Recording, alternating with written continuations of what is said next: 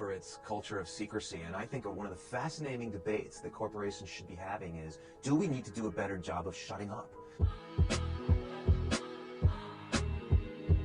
Apple's perhaps the most secretive company anywhere. It's every bit as secretive as an intelligence agency, so think about the CIA. Apple considers everything to be a secret. Now, every company keeps secrets. No company wants its product plans to get out to the public or to its competitors. Apple shuts its own employees out of what's going on.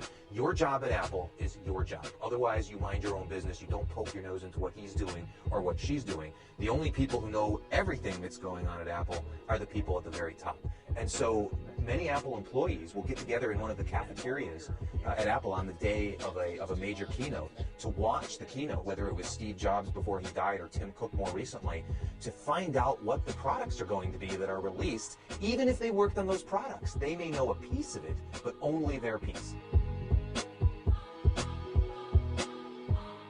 New employee orientation at Apple, which happens every Monday. One of the facets of orientation is the security briefing.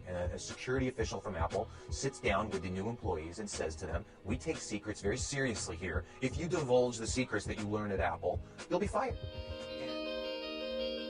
Apple is always about pushing the envelope, about doing the best thing possible. And that's different from any company industry. A lot of companies, in terms of making it the highest quality or the most elegant, they will stop at some point because it's too hard. And Apple will never give up because it's too hard or it's impossible.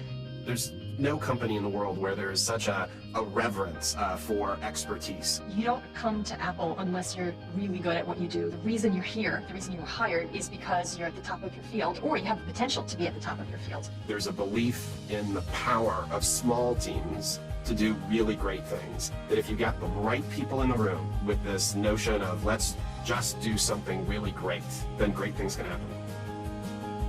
Thinking outside the box is funny. We don't even really think about the box. When we go out to do something, we don't start by saying what is everyone else doing, and therefore what are the best practices and what should we do. I think we look to say what's the best it possibly can be.